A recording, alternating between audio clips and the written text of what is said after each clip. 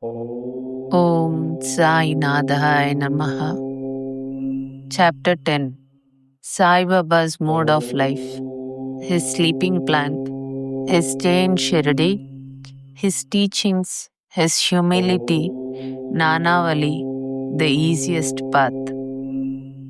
Remember him always with love, for he was ever engrossed in doing good to all and always abided in his self.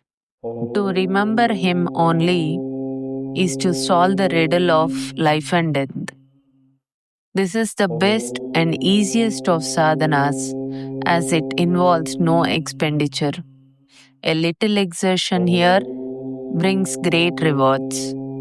So, as long as our senses are sound, we should minute by minute practice this sadhana. All other gods are illusory. Guru is the only God. If we believe in Sadguru's holy feet, he can change our fortune for the better. If we serve him sincerely, we get rid of our worldly afflictions. We need not study any philosophy like the Nyaya and the Mimamsa, as we trust the helmsman in crossing rivers and seas. So we have to trust our Sadguru in getting over the ocean of worldly existence. The Sadguru looks to the intense feeling and devotion of his devotees, endows them with knowledge and eternal bliss. In the last chapter, Baba's mendicancy and devotees' experiences and other subjects are dealt with. Let the readers now read where and how Baba lived, how he slept, and how he taught, etc. Baba's wonderful bedstead. Let us first see where and how Baba slept. Mr. Nana Sahib Dengle brought for Sai Baba a wooden plank about 4 arms in length and only a span in breadth for sleeping upon. Instead of keeping the plank on the floor and then sleeping on it, Baba tied it like a swing to the rafters of the masjid with old shreds and or rags and commenced to sleep upon it. The rags were so thin and worn out that it was a wonder how they could bear or support the weight of the plank itself, let alone the weight of Baba. But somehow or other, it was Baba's sheer Leela that the worn out rags did sustain the plank along with the weight of Baba on it. On the 4 corners of this plank, Baba laid panatis, earthen lamps, one at each corner, and kept them burning the whole night. It was a sight for the gods to see Baba sitting or sleeping on this plank. It was a wonder to all how Baba got up and down the plank. Out of curiosity, many observers kept watching the process of mounting and dismounting, but none succeeded. As crowds began to swell, so as to detect this wonderful feat, Baba one day broke the plank into pieces and threw it away. Baba had all the 8 Mahasiddhis at his command. He neither practiced nor craved for them. They came to him naturally as a result of his spiritual perfection. Manifestation of Brahma. Though Sai Baba looked like a man 3 cubits and a half in length, still he dwelt in the hearts of all. Inwardly, he was unattached and indifferent, but outwardly, he longed for mass welfare. Though inwardly an abode of peace, he looked outwardly restless. Inwardly, he had the state of Brahma. Outwardly, he seemed engrossed in the world. Sometimes he looked on all with affection, and at times he threw stones at them. Sometimes he scolded them, while at times he embraced them and was calm, composed, tolerant, and well balanced. He always abided and was engrossed in the self and was well disposed towards his bhaktas. He always sat on the asan and never travelled. His satka was a small stick which he always carried in his hand. He was calm and thought free. He never cared for wealth and fame and lived on alms. Such a life he led. He always uttered Allah Malik. God is the real owner. Entire and unbroken was his love for the bhaktas. He was the mine or storehouse for self knowledge and full of divine bliss.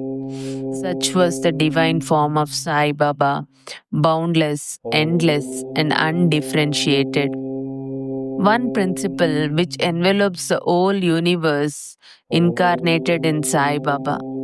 The really meritorious and fortunate people got this treasure grove in their hands, while those people who, not knowing the real worth of Sai Baba, took him to be a mere human being, were indeed unfortunate.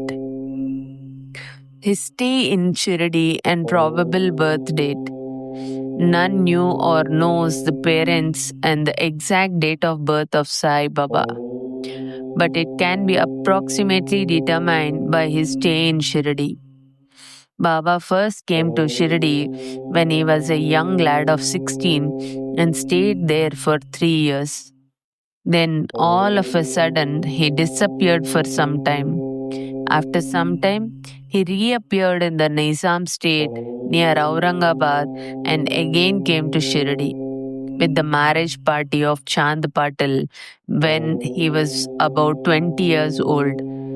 Thence, he stayed in Shirdi for an unbroken period of 60 years, after which Baba took his Mahasamadhi in the year 1918. From this, we can say that the year of Baba's birth is approximately 1838 AD. Baba's mission and advice. Saint Ramdas flourished in the 17th century and fulfilled to a great extent his mission of protecting cows and Brahmins against the Yavanas. But within 2 centuries after him, the split between the two communities, Hindus and Mohammedans, widened up, and Sai Baba came to bridge that gulf. His constant advice to all was to this effect: Ram and Rahim were one and the same. There was not the slightest difference between them then. Why should their devotees fall out and quarrel among themselves? You ignorant folk, join hands and bring both the communities together. Act sanely, and thus you will gain your object of national unity. It is not good to dispute and argue, so don't argue. Don't emulate others. Always consider your interest and welfare. The Lord will protect you. Yoga, sacrifice, penance, and knowledge are the means to attain God. If you do not succeed in this by any means, in vain is your birth. If anyone does any evil unto you, do not retaliate. If you can do anything, do some good unto others. This, in short, was Sai Baba's advice to all, and this will stand us in good stead both in material and spiritual matters. Sai Baba as Sadguru. There are many so called gurus who go about from house to house with cymbals and veena in their hands and make a show of their spirituality. They blow mantras into the ears of their disciples and extract money from them.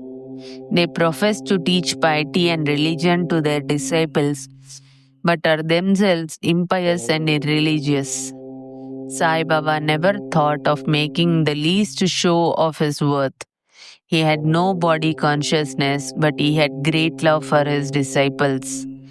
There are two kinds of gurus: Niyat, appointed or fixed, and two, Aniyat, unappointed or general. The latter, by their advice, develop the good quality in us, purify our hearts, and set us on the path of salvation. But contact with the former dispels our sense of dualities and establishes us in unity by making us realize thou art that. There are various gurus imparting to us various kinds of worldly knowledge, but he who fixes us in our nature and carries us beyond the ocean of worldly existence is the Sadguru.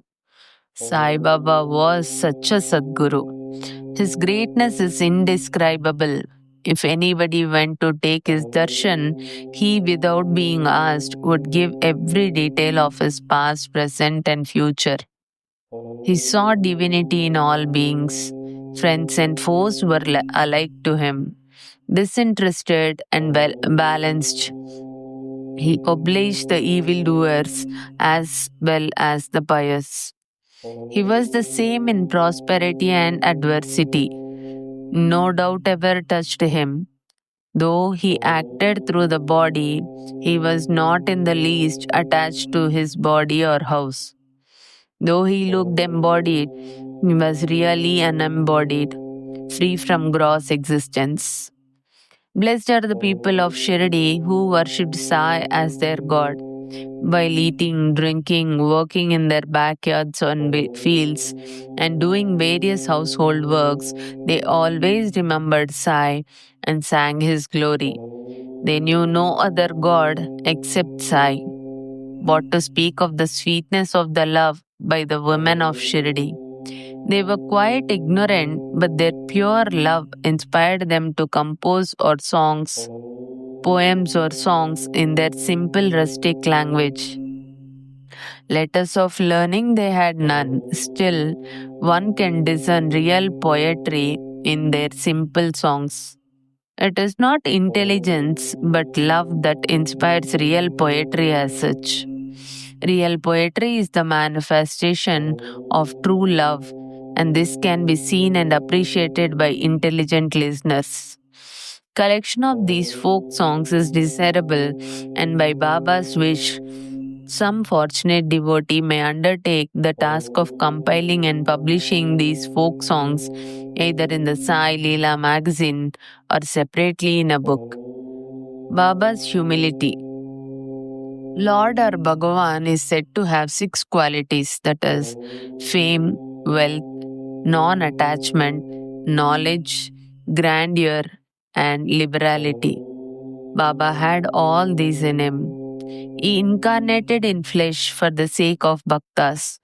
Wonderful was his grace and kindness, for he drew the devotees to him, or how else could one have known him?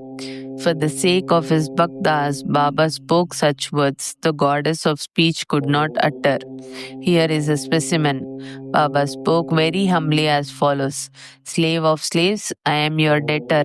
I am satisfied at your darshan. It is a great favor that I saw your feet.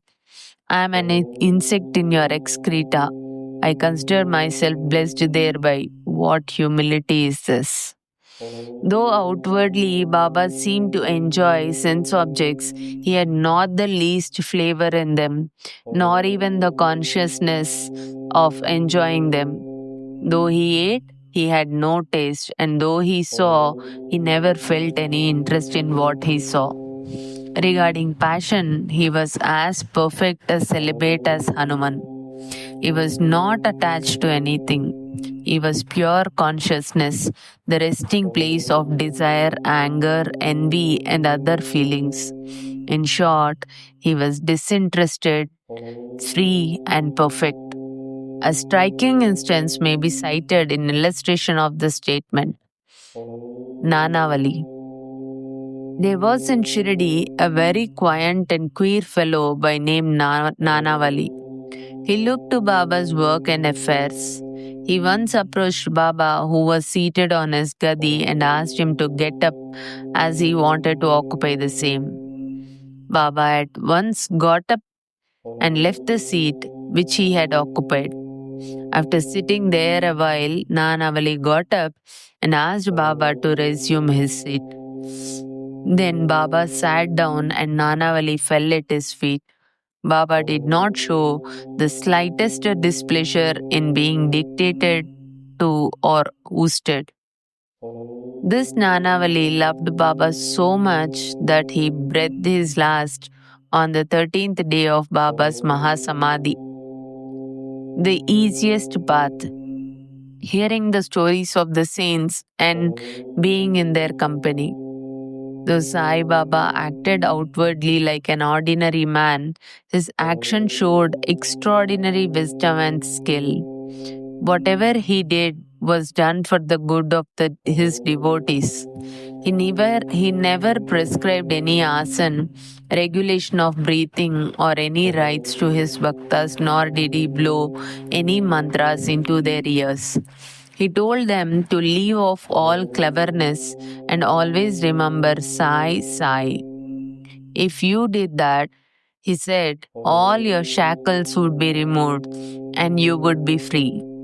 Sitting through 5 fires, sacrifices, chantings, eightfold yoga are possible for the Brahmins only. They are of no use to other classes.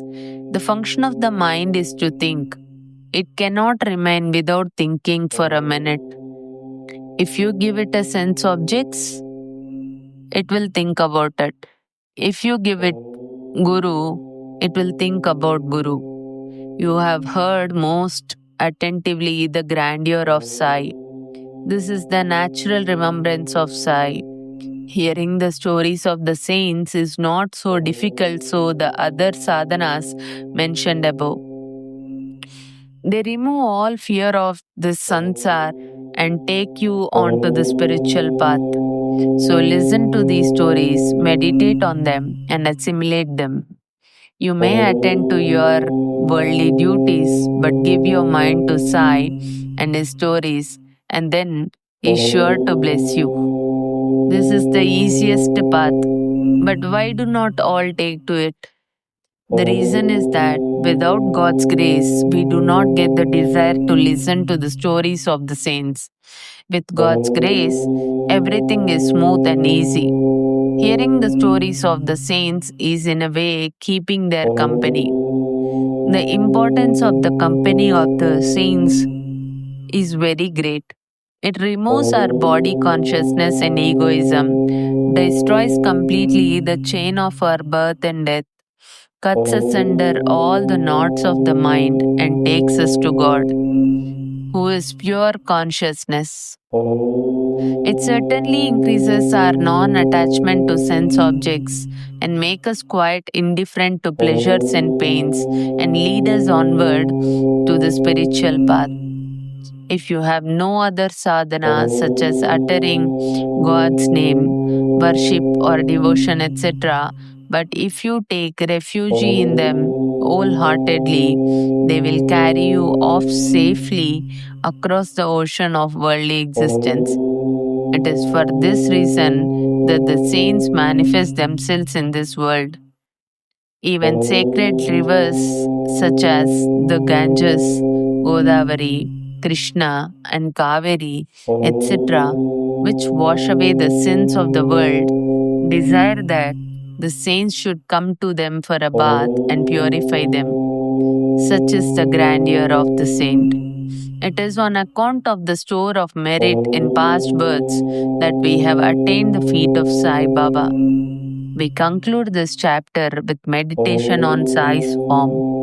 He, the graceful and handsome Sai, standing on the edge of the masjid and distributing odi to each and every bhakta with a view to his welfare. He who thinks of the world as an illusion and who is ever engrossed in supreme bliss, before him we humbly prostrate ourselves. Bow to Sri Sai, peace be to all.